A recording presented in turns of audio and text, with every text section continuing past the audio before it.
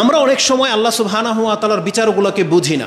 আপনি কি কোনোদিন ফিল করেছেন 80-100 বছর পরে আল্লাহ সুবহানাহু ওয়া তাআলা তার সবচেয়ে পছন্দনীয় বান্দার সন্তান দিলেন? এত বছর পরে কেন? যিনি আল্লাহর খলিল, এই পর্যন্ত কেউ পৃথিবীতে যেতে পারে নাই যখন ইব্রাহিম আলাইহিস সালাম পৃথিবীতে ছিল, কিন্তু তাকে সবচেয়ে বেশি কষ্ট দিয়েছেন আল্লাহ সুবহানাহু ওয়া তাআলা।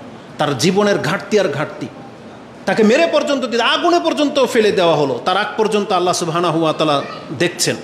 তাকে খাতনা করতে বলা হয়েছে একেবারে শেষ বয়সে, তখনও তিনি রাজি করে নিলেন। শেষ পর্যন্ত আর 80 বছর পর একটা বাচ্চা, ফুটফুটে বাচ্চা হয়েছে, আদরের সন্তান, তাকে আল্লাহ বললেন মরুভূমিতে রেখে আসেন। আপনার আমার জীবনের সাথে যদি এটা হতো, হয়তো আমরা আমাদের রবের পথ ছেড়ে দিতাম, তাই না? কারণ আজকে তো আমরা পরীক্ষিত, তো সামান্য কয়েক টাকার লোভ আপনি সামলাতে পারেন না, ক্ষমতার লোভ এটাও সামলাতে পারতেছেন না, দিন ধর্ম সব ছেড়ে দিয়ে ওই কাতারে গিয়ে আপনি লেগে গেছেন। আর যদি ইব্রাহিম আলাইহিস সালামের মতো আমাদেরকে পরীক্ষা করা হতো, সুবহানাল্লাহ, এই মুসলিম নামের চিহ্নও থাকতো না পৃথিবীতে আজকে। এটা খুব কঠিন একটা জিনিস। তারপরে আপনি যে আয়াতটা এখন বলবো খুব সেন্সিটিভ। সেটা কি? কিছু কিছু ভাষা আছে এটা আপনার মেনে নিতে কষ্ট হবে। সেটা তার মধ্যে একটা হচ্ছে যে আমাদের নবী সর্বশ্রেষ্ঠ রাসূল, নিরক্ষর শব্দটা যেন কেমন মেনে নিতে ইচ্ছা হয় না, তাই না? উম্মি, আল্লাহ বলেছে না উম্মিঈন, উম্মিঈনদের নবী উম্মি, তিনিও নিরক্ষর। কথাটা যেন কেন যেন মেনে নিতে কষ্ট হয়। অনেক সময় ওই যে কবর মাজার পূজারীরা ওরা খেপে যাবে এসব শব্দ শুনলে, কিন্তু হক এতটা সত্য আর এটা এতটা জরুরি ছিল। আপনি ঘটনাগুলো জানলে বুঝতে পারবেন যে মুহাম্মদ সাল্লাল্লাহু আলাইহি ওয়াসাল্লামকে আক্ষরিক জ্ঞান না দেওয়ার পেছনে আল্লাহর কত বড় হিকমা কাজ করেছে। তার বাস্তব প্রমাণ হচ্ছে এটা যে মক্কার কাফেররা বলতো এমন একজন ব্যক্তি সম্পর্কে, সে জীবনে কোনোদিন কিতাবও পড়ে নাই, কোনো একটা কলম হাত দিয়ে ধরে নাই। মুহাম্মদ সাল্লাল্লাহু আলাইহি ওয়াসাল্লাম নিজের জীবনে কোনোদিন কলম হাত দিয়ে ধরে নাই যে আমি বসে বসে একটু প্র্যাকটিস করে আমার নামটা লেখা যায় কিনা। অনেক সময় আপনার প্রপার্টিজ আছে, অ্যাকাউন্ট করবেন, আপনাকে বলা হয় আপনার নামটা সিগনেচার করার প্র্যাকটিস করেন। সুবহানাল্লাহ, মুহাম্মদ সাল্লাল্লাহু আলাইহি ওয়াসাল্লাম তার জীবনে এই কাজটাও কোনোদিন করেন নাই। আল্লাহ তাকে মায়ের পেট থেকে যেমন বের করেছেন নবী হওয়া পর্যন্ত এইভাবে রেখে দিয়েছেন। যে কিনা নিজের নাম মুহাম্মদ এই শব্দটা জুড়ে দিয়ে লিখবে, এটাও তিনি কোনোদিন করতে পারেন নাই। এই পর্যায়ে কেন আল্লাহ তাকে নবী বানালেন? কেন? সুবহানাল্লাহ, তার মূল কারণ ছিল এটাই, একটা অপবাদকে ঠেকিয়ে দেওয়া। বোঝেন কথা? মানে এত বড় একটা অপবাদ দেওয়া হয়েছে যেটা আল্লাহর কালাম নয়, এটা মুহাম্মদ সাল্লাল্লাহু আলাইহি ওয়াসাল্লাম বানিয়েছে, তিনি রচনা করেছেন। আল্লাহ ওদের মুখে একটা থাপ্পড় মেরে দিয়েছেন যে কত বড় মিথ্যা এটা, যে এই ব্যক্তি জীবনে কলম ধরে নেয় আর সে কিভাবে এই কালাম লিখতে পারে। মানে আপনার আর দলিল প্রমাণ লাগবে না যদি এটা আপনার ব্রেন নিয়ে নেয় যে আমাদের নবী মুহাম্মদ সাল্লাল্লাহু আলাইহি সাল্লাম, আর যিনি তার নামটা পর্যন্ত লিখতে পারেন না। এই জন্য তিনি আঙ্গুলের মধ্যে স্টাম্পিংয়ের জন্য মোহাম্মদ লিখিয়ে নিয়েছিলেন মোহাম্মদ রাসূলুল্লাহ। একটা আংটি বানানো হয়েছিল যেটা তিনি স্টাম্পিং করতে পারতেন। সেই জন্য হুদায়বিয়ার সন্ধির সময় যেখানে মোহাম্মদ রাসূলুল্লাহ কথাটা লেখা আছে, কাফেররা মানে নাই। তখন বলছে যে আপনি যদি রাসূলই হইতেন তাহলে আবার চুক্তি কষার কিসের দরকার পড়তো? আমরা তো এমনি আপনার মেনে নিতাম। এই মোহাম্মদ রাসূল, এই কথাটি তো আমরা মানি না। তো রাসূল বলতেছেন কেটে দাও, আলী বলতেছেন এটা আমার হাত দিয়ে হবে না, মানে আমি এটা কাটতে পারবো না। তখন রাসূল বলছে আমাকে দেখাই দাও যে মোহাম্মদ রাসূলুল্লাহ এই কথাটা কোথায় লেখা আছে। তখন বলতেছে ইয়া রাসূলুল্লাহ এই কথাটা হচ্ছে মোহাম্মদ রাসূলুল্লাহ। তখন রাসূল সাল্লাল্লাহু আলাইহি ওয়াসাল্লাম নিজের হাতে অতটুকু কেটে দিলেন। তার মানে যদি রাসূল নিজেও পড়তে পারতেন যে এখানে মোহাম্মদ রাসূলুল্লাহ লেখা আছে, তাহলে আলী রাদিয়াল্লাহু তাআলাকে জিজ্ঞেস করার প্রয়োজন নাই যে ওই কথাটা কোথায় লেখা আছে। বুঝছেন কথা?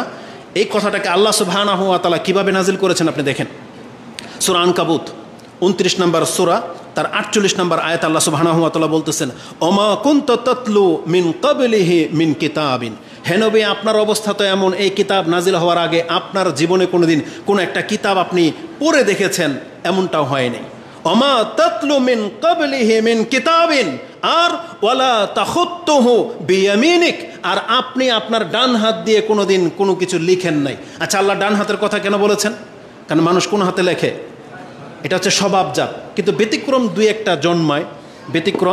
একটা জন্মায় যে সে বাম হাতে লিখে, এটা তার স্বভাবগত। ওর বাপমা ওকে ছোটোবেলা থেকে প্র্যাকটিস করায়নি, বাম হাতে ধর অভ্যাস হয়ে গেছে। দেখবেন বাচ্চাদের স্বভাব, ওরা যতবার বলবেন ডান হাতে খাও, চট করে ওর বাম হাত বেশি এক্সপার্ট, কারণ এখানে শয়তান কিন্তু কাজ করতেছে।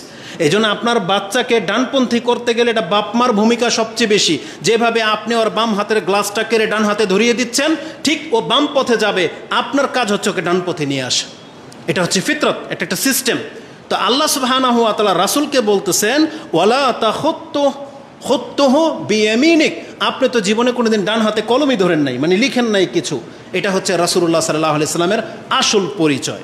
কেন আল্লাহ এই কথা বলেছেন? এখন আল্লাহ নিজেই বলতেছেন তাকে কেন নিরক্ষর রাখা হলো। তার জবাবে আল্লাহ বলতেছেন যদি এমনটাও হতো যে মুহাম্মদ পড়তেও পারে এবং লিখতেও পারে, ইযান লারতাবাল মুবতিলুন, তাহলে এই বাতিলপন্থীরা, মিথ্যুকরা, তারা ধোঁকা খেয়েই যেত। কিন্তু এখন আর ধোঁকা খাওয়ার চান্স নাই। কেন? কারণ তারা যখন জানবে আরে মোহাম্মদ তো লিখতে পারে না, তাহলে এটা কোরআন সে লিখেছে, এই কথা তো মানা যাবে না। এই জন্য নেতারা যখন বলতো তখন জনসাধারণ এটার মেনে নেয়নি, কারণ এই কথা এটা আখফা, মানে হচ্ছে এটা হচ্ছে রটনা, এটা কোনোদিন সত্য হতে পারে না। তার মানে কত সূক্ষ্ম একটা ব্যাপার, যেটা আল্লাহ সুবহানাহু ওয়া তাআলা অদূর ভবিষ্যৎ সব জানে। এই জন্য পৃথিবীতে কী ঘটতে পারে কোরআন নাজিল হওয়ার পরে, এটা আল্লাহ তো যেহেতু আগে থেকেই জানে, এই জন্য জন্ম থেকেই তাকে নিরক্ষর করে বড় করেছেন। সুবহানাল্লাহ। এই জন্য আল্লাহর হিকমা খুব ব্যাপক। এটা আমরা হয়তো খালি চোখে দেখতে পারবো না, বুঝতে পারবো না। আমাদের জীবনের সাথে বহু সিদ্ধান্তের ক্ষেত্রে দেখা যাবে যে আপনার মনে হচ্ছে যে এটা ভুল হইল, আপনি সঠিক পথে নাই, বা আপনার উপরে এত কেন পেরেশানি যাচ্ছে, এত কেন বিপদে, আপনি ধৈর্য ধারণ করেন। এটার হিকমা আপনি বুঝতে পারবেন আল্লাহর সামনে যখন দাঁড়াবেন।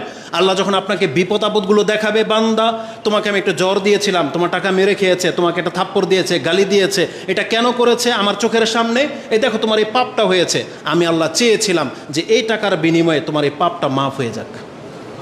এটা আল্লাহর হিকমা, কারণ আল্লাহ তার বান্দাকে কখনো জাহান্নামে ফেলবে এটা চায় না। এজন্য আল্লাহ বহু সাবাব তৈরি করে রেখেছেন যাতে কোনো একটা কারণে আমার এই বান্দা জাহান্নাম থেকে বেঁচে যাক। তাহলে আমাদের বিপদ আপদগুলোও, আমাদের ঘাটতিগুলোও, এগুলো আমাদের নাজাতের সাবাব। কারণ আল্লাহ বলেছেন, রাসূল বলেছেন, হাত্তা শাউকা ফামা ফাওকাহা, একটা কাঁটা তার চাইতো হালকা আঘাত যদি কোনো মুসলিমের লেগে যায়, এর বিনিময়ে আল্লাহ তার পাপকে ঝরিয়ে দেন, মর্যাদাকে উঁচু করে দেন। এজন্য মুসলিমদেরকে অবশ্যই আল্লাহর প্রতি ভরসাবান হতে হবে এবং আল্লাহর প্রতি তার সুধারণা রাখতে হবে যে আমার জীবনের ব্যক্তিত্বের সাথে যা ঘটে এটা সবটাই আমার কুকর্মের ফল, এর বিনিময়ে আল্লাহ হয়তো আমাকে ব্যথা দিয়ে, আঘাত দিয়ে, ঘাটতি দিয়ে আমাকে তিনি শুধরাতে চাচ্ছেন। আর এর মর্মে স্পষ্ট হাদিস আছে, যেটা আমরা একটা সময় আলোচনা করেছিলাম। তাহলে এই আয়াতটার মধ্যে সূরা আনকাবুতের 48-এ আল্লাহ বলে দিয়েছেন যে মুহাম্মদ তো নিজে পড়তে পারে না, লিখতে পারে না, তাহলে যদি এমনটা হতো তাহলে তোমার সন্দেহ করার অবকাশ থাকতো, কিন্তু এমনটা কিছুই না। তার মানে এই আয়াত প্রমাণ করে যে মুহাম্মদ সাল্লাল্লাহু আলাইহি সাল্লাম এই কোরআনের মধ্যে কোনো কিছু লিখেন নাই।